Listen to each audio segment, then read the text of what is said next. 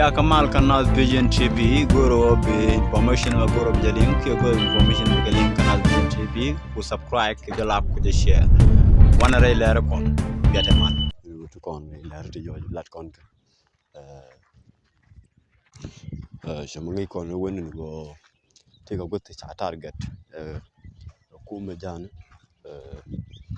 daga nyaw ko ni yabane ke man cha kala ke je ke tan ngoro te kan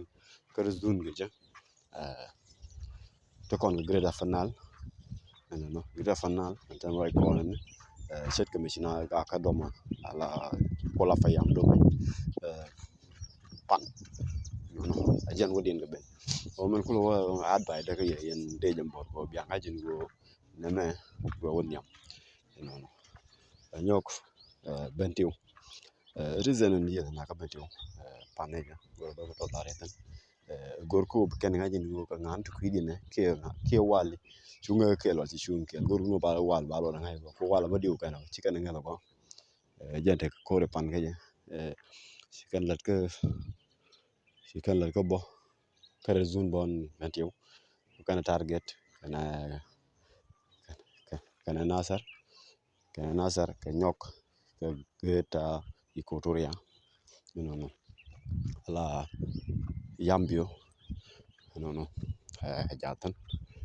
namoni jasen wajin kullu to ko yen ken te wi te chalatina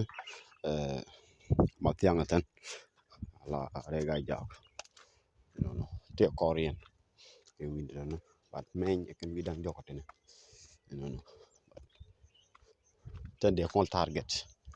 ken wi dan jokotana no my wood ken matiang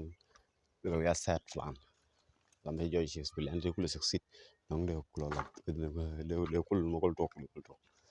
man laro in wayam